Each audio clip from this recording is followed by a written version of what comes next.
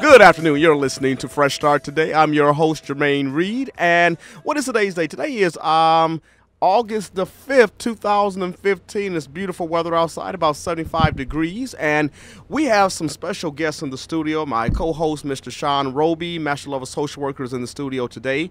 And we have the pleasure of sitting down talking with Minister William Muhammad, who is the student minister over at Mosque Number 3. Good afternoon, Minister Muhammad. How are you doing? I'm fine by God's grace. Assalamu alaikum. Peace be unto you and to your radio listening audience. Well, thanks a lot, because we're going to be talking about Muslims and child welfare, the intersection of honoring individuals' faith, who that person is as a whole. And hopefully in this conversation, this interview, we'll be able to look at some basics about the universal cultural and religious practice shared by Muslims. We can look at the Islamic way of life. What does that exactly mean? How can we possibly practice social work and mental health services that honor the complete lives of Muslim children and families? Explore Muslim views on foster care and adoption. And then finally explore the question, should children first be placed with families who share their own cultural, religious, racial, and ethnic identity? Is mixed race, mixed religion placement good or bad for children? What are some of the pros and cons of that? So we'll delve a little bit into that. And again, I have in the studio with me today Minister William Muhammad from Mosque Number 3. So let me address a couple things here before we delve into this conversation. There's a couple of announcements I'd like to make. One is that we have there's going to be a bone marrow drive that's hosted by Be The Match, and that's going to be on August 22nd, August 22nd from 10 to 2 p.m.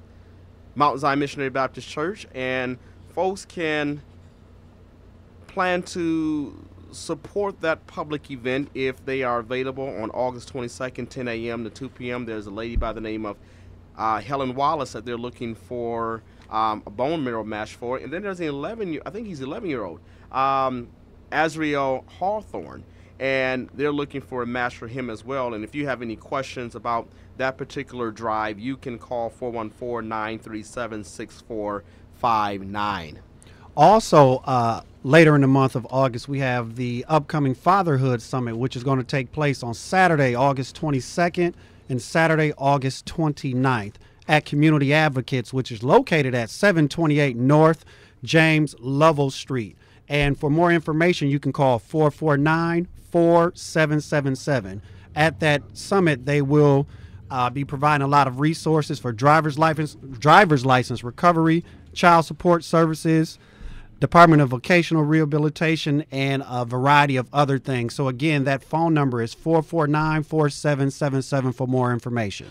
Wow, and there's so many things going on, but we definitely want to draw your attention to this next announcement. Fresh Start, in partnership with Muhammad Mosque Number 3, proudly presents the Hip Hop Generation Youth Summit with the Honorable Minister Louis Farrakhan. That's going to be on next week, August the 12th, from 2 p.m. until 4 p.m., and Minister Farrakhan will facilitate important conversation with At Promise youth between the ages of 14 and 19. And we're looking to discuss some things around self-love, community, life, just all that important stuff.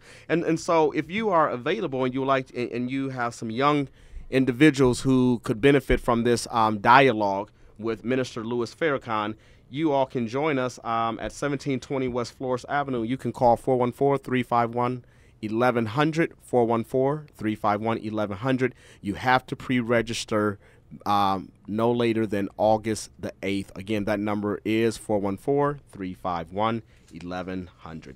So let's talk about, I want to approach this, Minister Muhammad, from a standpoint that I'm a student. I'm here to learn.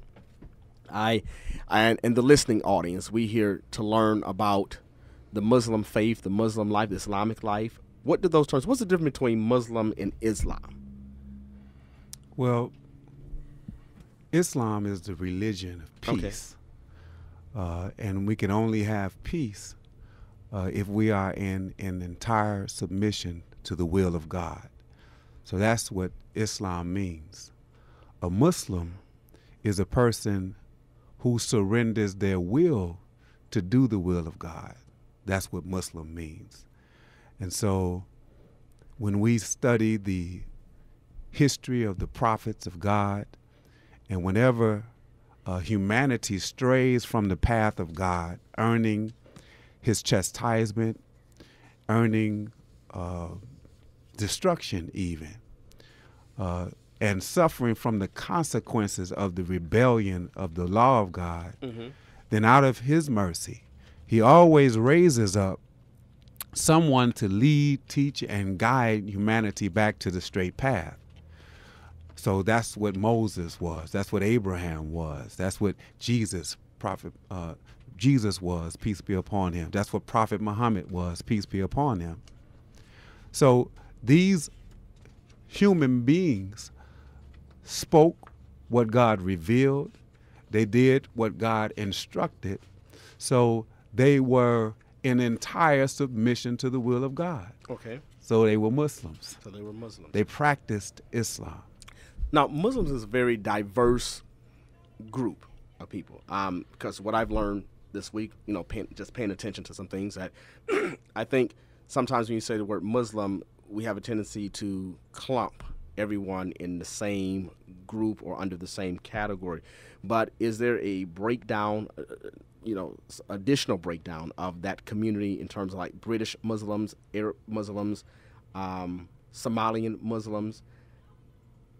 Well, Islam, like Christianity, has, I would say, deviated from their original sources, and this is why you have all of these different sects and parties. Okay. So your audience is mostly Christian. So let's just say Jesus.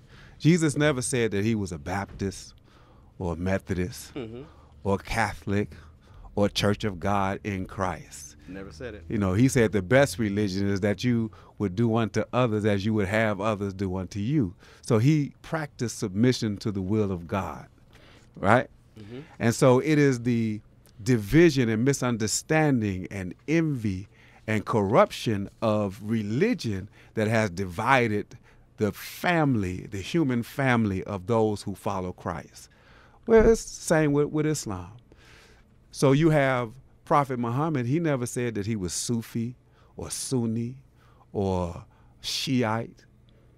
This is something that took place after the prophet was gone. And so you have people who take their understanding in different methods, and then they take these labels, and so you have this division.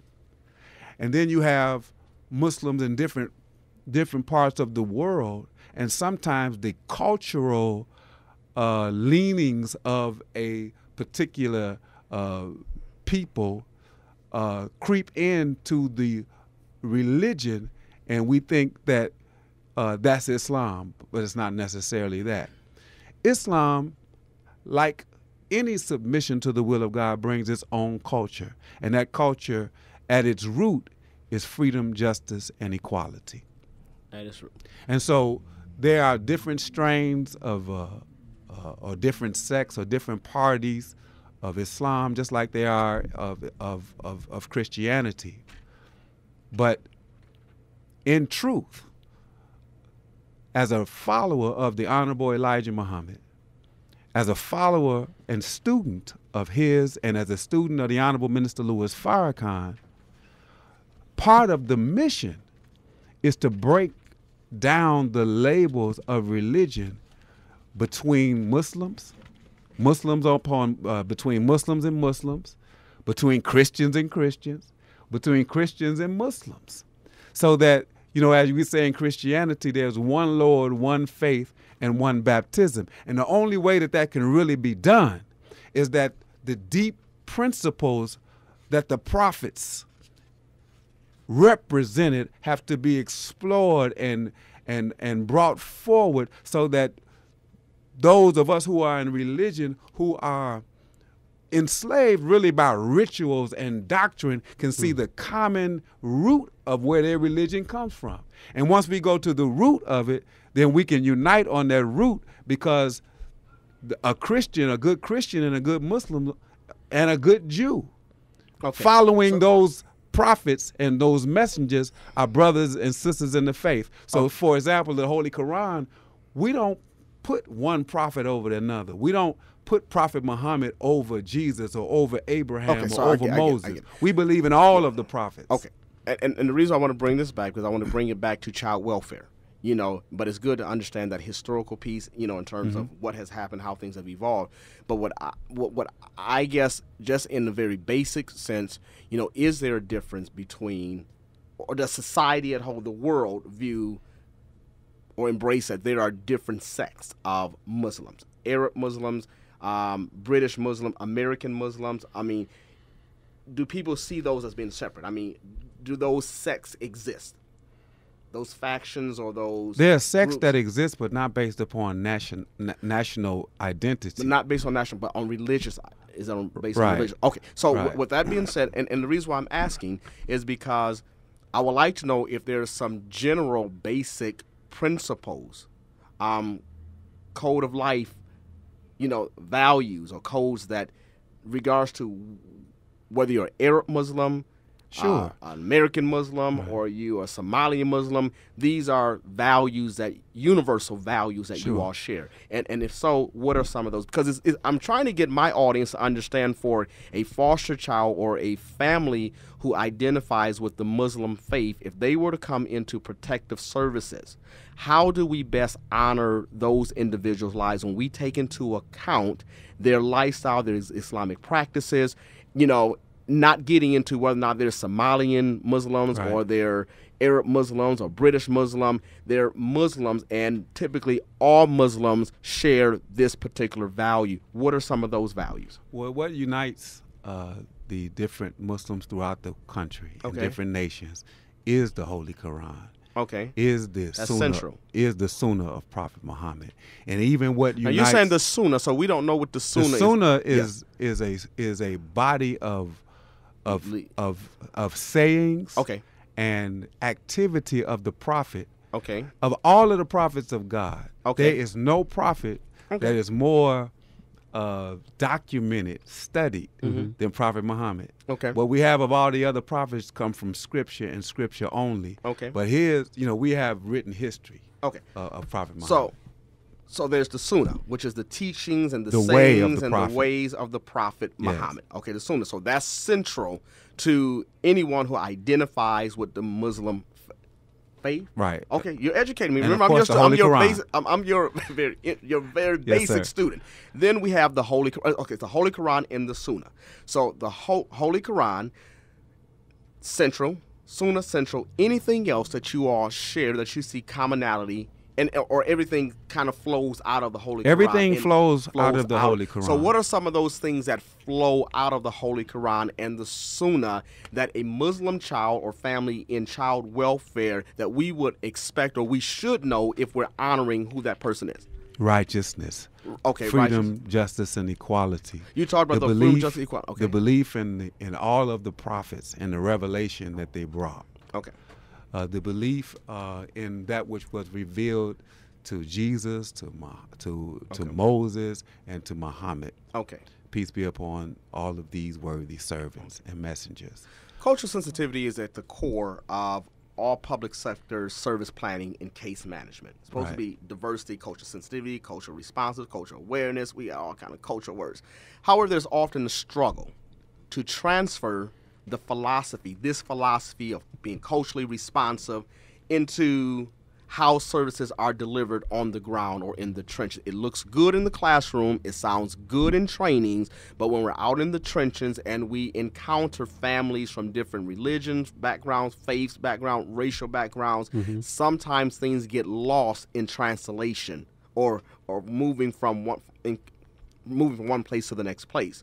So the thing is, as relates to abuse and neglect, it happens in all communities in some form or another. Abuse of children and families, and sometimes these families come to the attention of child welfare. So when we take these beliefs and these practices, and we respect the Quran and Holy Quran, and we respect the Sunnah, the teachings of the Honorable Prophet Muhammad, I want to know, how can we best serve this child or this family while they're placed in the care? What considerations are important for child welfare workers and foster parents to know and consider when managing or planning services for these clients? So what we're going to do is, and we're going to take a break in a minute. We're going to take a break, and I want to kind of talk about a couple things. One, we will kind of go over what the state code 5609 talks about with the care of foster children. We will explore the Muslim family, socialization practices, day-to-day socialization practice, how children are raised, and belief system. We'll talk about that as soon as we come back from this break on Fresh Start Today. Do you know what Nelson Mandela, Andrew Jackson, Malcolm X, and Steve Jobs have in common? Each of these individuals were world leaders who were once in foster care. We often hear about the road from foster care to prison, but did you know there's another road from foster care to a world stage? Fresh Start Family Services is looking for adults to become licensed foster parents. Every child needs a caring adult in their lives. Wouldn't it be great if you could foster or adopt the next world leader? For more information on how you can become licensed with Fresh Start, please call 414-351-1100. Good afternoon. You're listening to Fresh Start Today. We have a caller on the line.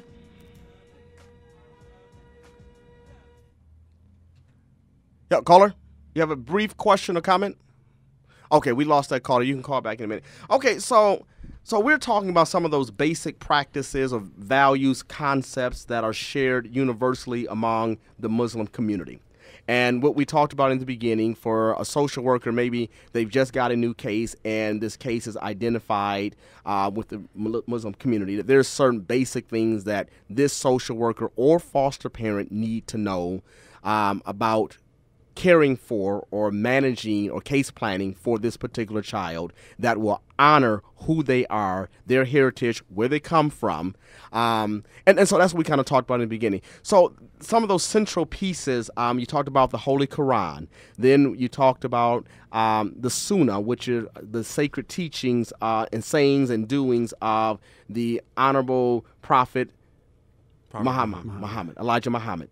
And Prophet Muhammad. So that's different. See, I'm Prophet a student. Muhammad is a prophet who was born in Arabia 1,400 years ago. Okay. And he is the person in which God revealed the Holy Quran through. Now, is it true that he was an orphan? Because a lot of things, he was an orphan who was raised by his uncle, I believe it was. Right. And so in the Quran, 93:6-11. How do you say it? Do you say scriptures 90? Because I know in the Christian church we say scripture 93. We say surah and verse. Ayat. Surah and ayat are the Arabic terms. Okay. But you can say chapter and verse. And so according to this surah 93:6-11, it says, "Did he not find you an orphan and give you shelter? And he found you wandering, he gave you guidance, and he found you in need and made you independent. Therefore treat not the orphan with harshness, nor drive away the petitioner, but the bounty of the Lord rehearse and proclaim." So that kind of speaks to that there is a connection between the Prophet Muhammad and children who are displaced. Mm-hmm. And so the principles that kind of guide adoption and foster care from the Muslim perspective.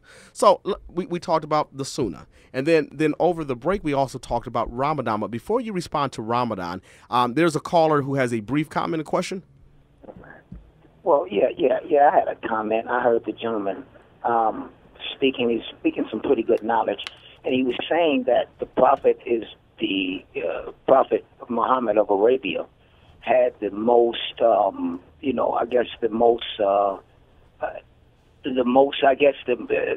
people wrote about him the most. I would say that, but the prophet really didn't have any scribes following him, and he's about 1,400 years ago. He said, I think in the foster care system, when you take those kids, if you're taking them from a black Muslim family and you put them in the social service doesn't even look at it. First of all, they look at what type of background of Islam they're coming from. They're coming from the Nation of Islam. The New Islam. I'm just going to tell you that's really the Islam of old, where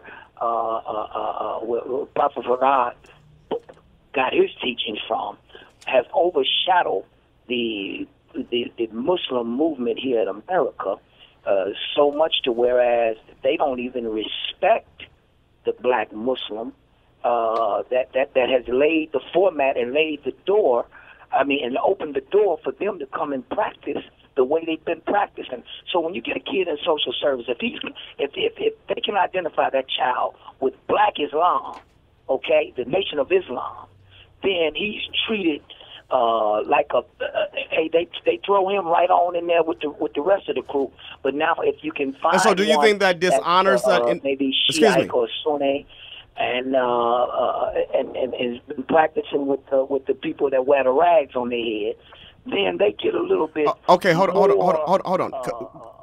I'm I'm trying to cut it. Okay, so I have a question for you. So are you saying that when a black Muslim child comes into foster care or social services, that they are clumped or they're thrown into this other group, this larger group of Muslims? Do you think that dishonors who they are? The cause here in America. Okay, we're gonna cut. Okay. So going back to this cultural sensitivity piece and some of the things that case managers and foster parents should be aware of. There is a code. Before we go into Ramadan, there is a code that Mr. Roby is going to read from DCF 5609. And DCF is the Department of Children and Families Administrative Code Book 56.09, Care of Foster Children. Principles for nurturing care. The foster parent shall provide nurturing care to each child placed in a foster home. Nurturing care that does all of the following. Does not discriminate against the child because of the child's race or cultural identification, sex, age, sexual orientation, color, creed, ancestry, national origin, or disability, but also promotes cultural understanding and sensitivity in the child and respects the cultural traditions of that child's family. Gives the child reasonable opportunity to voluntarily participate or not participate in religious practices, activities, and services of the child's choice or the choice of the child's parents. Any discrepancy between the child's choice and the choice of the child's parents shall be resolved by the child's caseworker. So now that's state administrative code around cultural diversity, if you will, being culturally responsive to individuals, not discriminating, making sure that we don't practice discriminatory practices in child welfare. So if we want to honor the cultural traditions and the religion of Muslim children who come into the community, Ramadan is a very important, it's not a concept. Ramadan is the 9th month of the Muslim calendar, and it is the month that the Holy Quran was revealed. What is the 9th month for us who don't know? Well, like the 9th month. September? No, the 9th month of the Muslim calendar. So So I'm a social worker. I don't know nothing about Muslim calendars, and I know the American calendar. So when you say the 9th month, and I'm a foster, what does that mean? It means that we're going off of a Muslim calendar, and it starts and ends when? And it ends because it's not in total harmony with the Gregorian calendar. Okay, it's different parts of it's different. It's a different time each year. Oh, and so for 30 days there's a fasting that takes place from sun up to sundown, and when a child reaches a certain level of maturity, I would say 16, 17, then they can begin to observe Ramadan. And so for a family that has a child that is observing Ramadan, of course, they would eat when the sun goes down, and they would not eat or drink during the daylight hours. Okay, so let's just say for conversation purposes here, we have William X, who's been referred to our program. And he's 16 and a half years old, and he observes Ramadan. He's never been in out-of-home care before, and he attends the mosque, and he embraces the Sunnah and the Holy Quran. And so I prepare meals, and we eat 3 times a day. Is there a certain time of the day that I should expect for him to eat, and what should I expect for him to be eating? Are there any restrictions or guidelines? Or, is there a certain way that Muslims prepare food that we should take in consideration if we're honoring that person?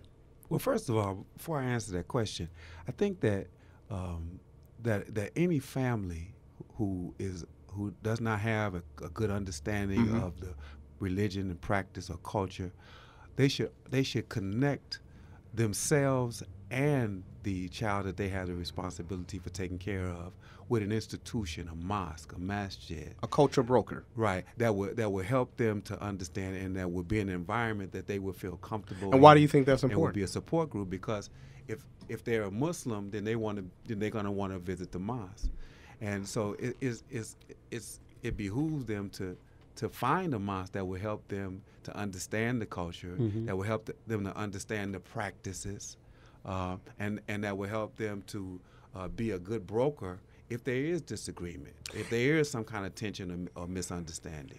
Okay. So back to what you're saying, if it's Ramadan, then the household is going to be a little different. In our household, we get up in the morning and we start making coffee. The sun might be up, and we drink coffee.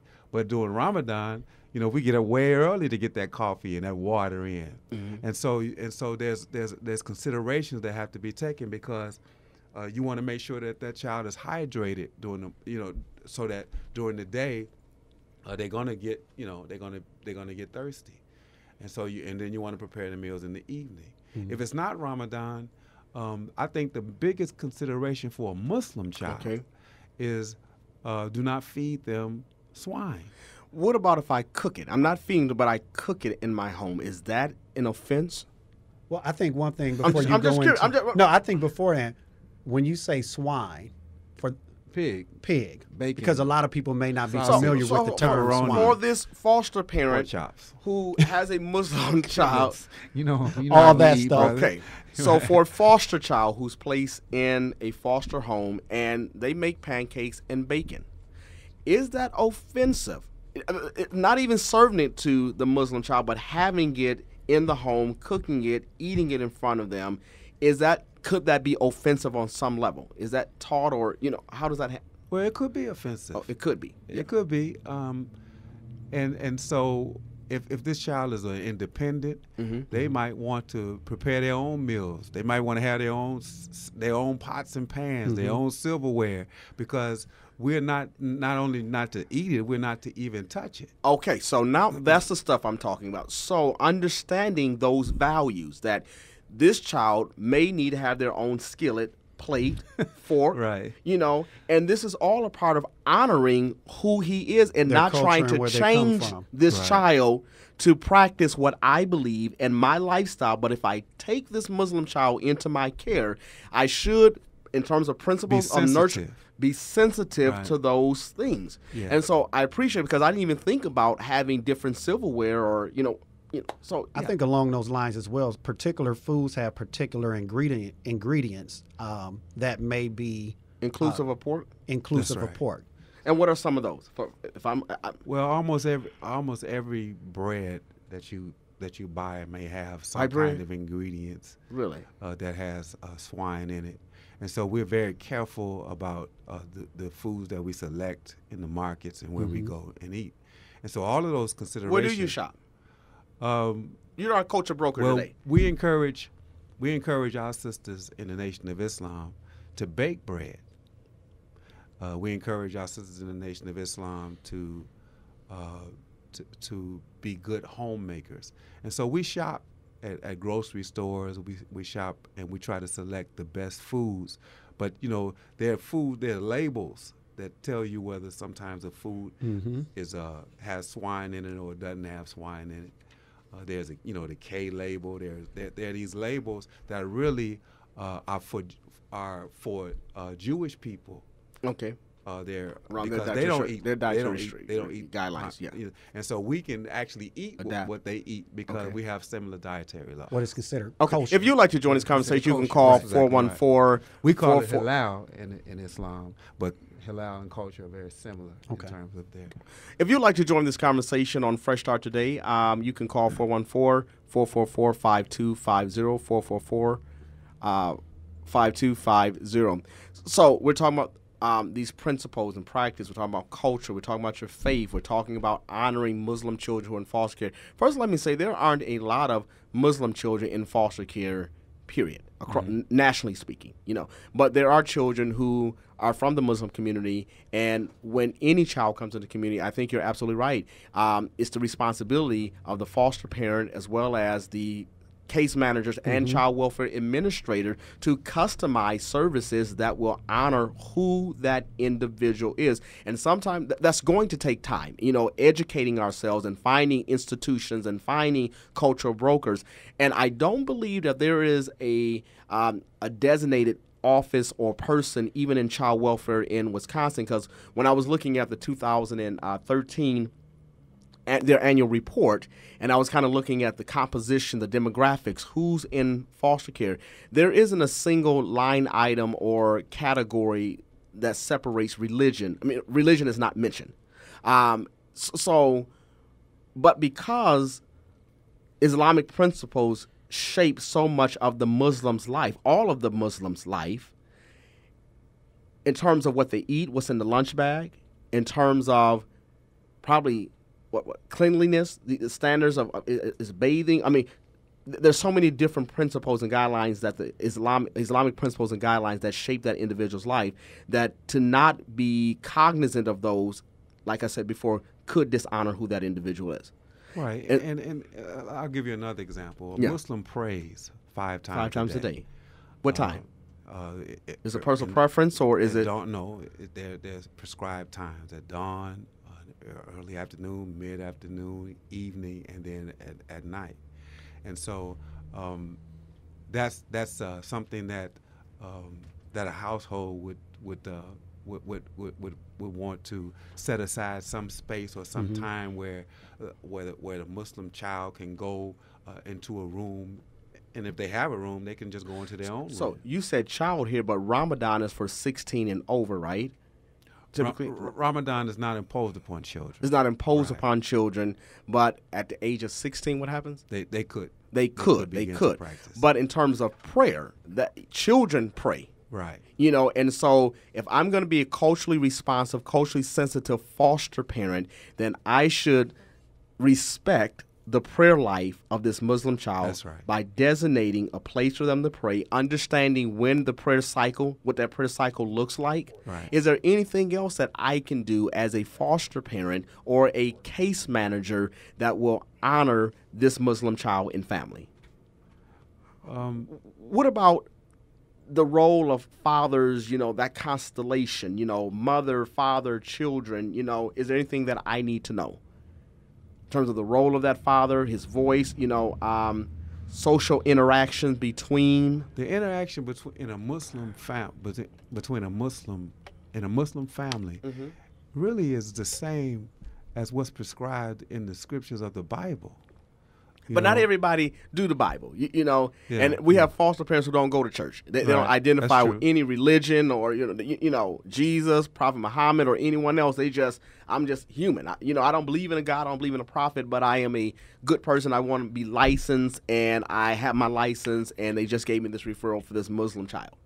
Well, any person that takes a child into their care, they're sincere about it. We can't impose upon them the religion either. So the best that we could ask them to do is to respect the way, to learn the way, and to provide an environment and connections of support for that child and for the family, that they may practice Islam, whether it be Sunni or Shiite or Nation of Islam. So if there was a 16 or 17-year-old child, and this could happen, and this happens all the time, who heard Minister Farrakhan on the radio, and they decided, I want to be in the Nation of Islam, right? And they began to come to the mosque. This happens in Christian homes, whether they're foster parent or not. And then they begin to make these changes in their lives that reflect the dietary law, the discipline, and the deportment of say a young man who was an FOI or an MGT, if it's a sister, then it would behoove that family to learn more about that which that child is exploring and evolving in, particularly if you see where it is benefiting that child. So, you had somebody that, was smoking reefer, sagging, slinging drugs. Then all of a sudden, as a result of coming to the mosque, now they stop smoking reefer. Mm-hmm. Now they begin to make changes in their lives. I mean, we have had parents who had a problem with them coming into the Nation of Islam because they were Christian, and they're living a better life than they were living before. Okay, so if I want to bring it back into the community of foster care, and I'm hoping we don't have foster parents who are doing drugs around kids, but I'm talking about the children doing drugs. Oh, the children doing drugs. Okay, but in terms of dietary restrictions, social interactions, if a foster parent is a smoker, foster parent is a drinker, drinks alcohol, and I don't know, are these? Well, a foster parent, it's a grown person. We don't have any control over what they do, but that would be a concern for me. Okay. If there was a brother or a sister from our community who lived in a home where there was where there was drinking or where they was smoking. Now, people drink and smoke in moderation, and it's not a problem. It's not alcoholism, and so again, we can't regulate that. Mm-hmm. And so, as long as it's not something that imposes a hardship on the child, then obviously that's not the best case scenario because it's not a good example. But if this brother or sister is practicing Islam and has the proper support, then it wouldn't really matter if that particular aspect of the foster parent's life is not necessarily exemplary. And I think one critical thing to add, two things. Taking a step back when you talk about praying 5 times a day, they have to pray a particular way, and is that to the east? Right. They face the east, mm-hmm. and then there's rakahs. Mm-hmm. So there's the prayer, the Allahu Akbar. There's the prayer. Then there's the bending, the coming up, and then the actual going down mm-hmm. and putting your head to the floor mm-hmm. and coming back up. So they're called rakahs. Mm-hmm. But that's something that we would advise a foster parent to learn about, to get help. And So that was the wondering, second thing I was going to go into. Here's my goal. My goal is to educate the community at large, but particularly the foster care community around Islamic principles, mm-hmm. So that we can care for those children, make certain type of considerations when caring for these children. I'm wondering if ever anybody from the Muslim community has ever provided any training to foster care staff, to state workers around Islamic principles and Muslim culture, mm-hmm. So that might be something as a follow-up to this that we can look into in terms of making Wisconsin the best place to serve all children who comes in contact with the system's care. Mm-hmm. So going back to now, maybe dress code. Are there any, and I understand there's the Nation of Islam, then there's Orthodox mm-hmm. Muslims, and a number of different mm-hmm. groups. There's variations in dress code, but for the sisters in particular and the men, the concept. There's modesty. Before our women, the Holy Quran instructs and asks our women to cover themselves, to dress modestly. And now you're saying women, so does that apply to young girls as well? Yes, okay. It applies to girls as well. So we wouldn't dress our little girls in these little skimpy outfits because we don't live in the kind of environment. We live in a very sexually oriented, sick environment, mm-hmm, really. Mm-hmm, mm-hmm. And so we want our women and girls to be covered as a protection from the lower desires of men in the community. So, that there are variations, as we said, in different Muslim. There's the hijab. There's different. And for those people who don't know what the hijab is, it's just a hair covering. It's just a dress that is practiced in the East. Now, in the Nation of Islam, our sisters are asked to cover themselves. We don't necessarily wear that. We wear a headpiece or a scarf. The sisters cover their hair, and then they dress in a way where their body is covered. They don't wear real tight clothing that's revealing. Mm-hmm. They don't wear skirts that reveal that show their legs. These things are reserved for their husbands. Okay. And so modesty is encouraged in Islam. So for modesty, regards to what the age of the individual Right. is, modesty is the concept, it's the values, what's Right, the principle. exactly. So, and let's be very candid, and I appreciate you, Minister William Muhammad, because I always believe that you're a very candid person. I was reading something that said, and this was not anything local. This didn't come from a local source. It actually came out of Michigan, and I was just looking for it. But I recall that an individual has said that for every day that a Muslim child is placed in a non-Muslim home, that there's concern that they lose some of their Islamic practice or their ways. Do you think in general that is a concern within the Muslim community? Well, I can understand the sentiment because Okay. your home is where the home is where a person is shaped, molded, Mhm. Okay. cultivated. Okay.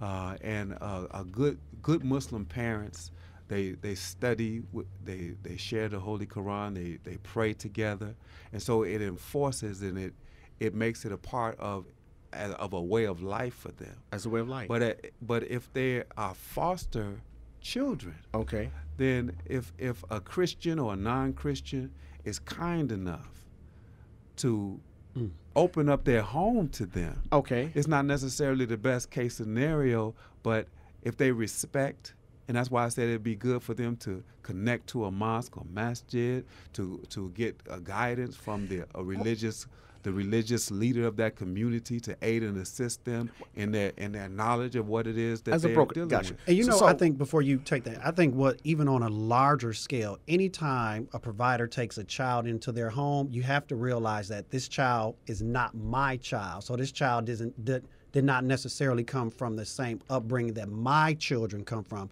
So across the board, they're going to have to make some type of adjustments. Like you said, provider may have to get up now at 4 o'clock or 4:30 versus 5:45 now to make sure that this But child I is think when we're fed. talking about this child as a Muslim or this child as a medically needy kid, that children present with special needs that's unique Individual, to who they are. exactly. And if the child is a black kid and placed in Hispanic home or placed in a white home, we just can't assume that all children are the same. Exactly. But we need to really, if I'm going to honor who this person is and where they come from, then I may need to make certain adjustments in my family life, in my environment, that will be inclusive of that individual. Because as I'm listening to you, Minister Muhammad, I'm thinking about the Muslim child that was once placed in my home, the Muslim child that's been several that's been placed in my program. But I'm often wondering about, do we stop to think and I don't want to say enforce, but to have the conversation in what we call treatment team meetings, when we're sitting down with this kid and we're doing their plan, their treatment plan. Should this be area religion where we talk about it in depth, when we talk about culture considerations, and say, okay, we have this Muslim child that's being referred, and we have a responsibility to honor who this child is and where they come from. And I just don't think that we're good at doing that. And here's an opportunity on the show to kind of talk about, if you serve a child from our community, something goes wrong, please take these things in consideration, because it could be very traumatic to remove this kid from this lifestyle, from this Islamic lifestyle, and place them into a non-Muslim home.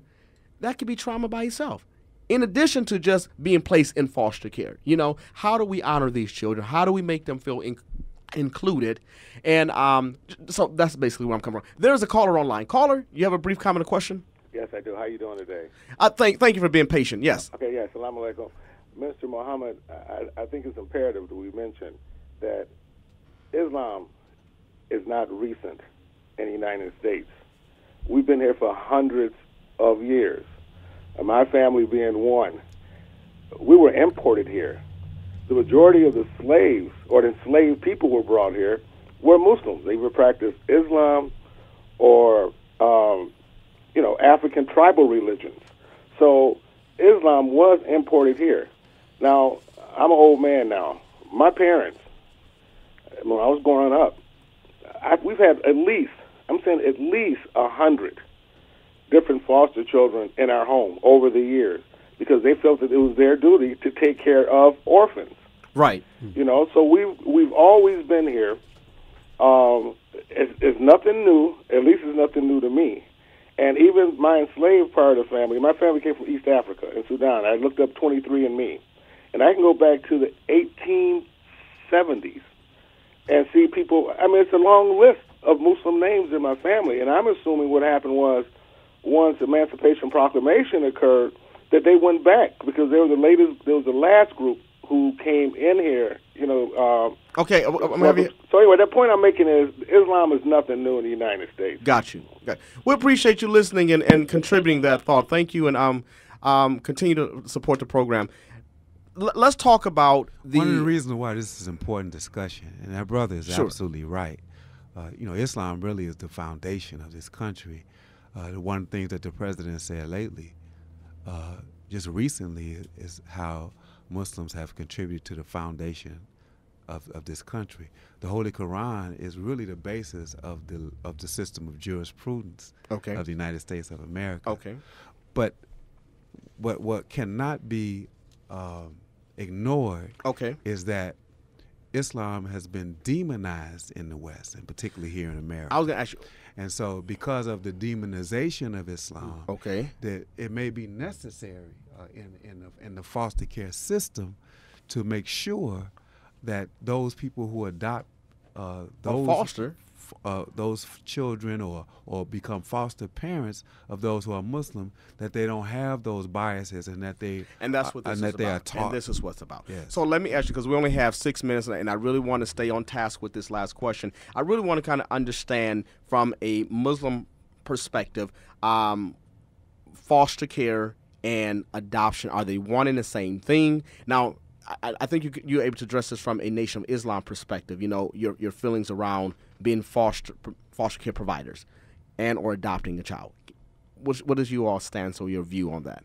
Well, we obey the laws in the land. So whatever is defined technically and legally as a foster child in the United States, we recognize that, and those in terms of adoption as well, because this is the law of the land. I would like to say, as a result of the Million Man March, 25,000 children were adopted. Minister Farrakhan, he yeah. encouraged the men Call of action to adopt and the families to adopt children. And he's going to be here next week, actually, right? Minister Farrakhan will be here Thursday, the 13th. August the 13th. At 7 p.m. at Mercy Memorial Baptist Church. And that's an open door. Open door. And then get there early because...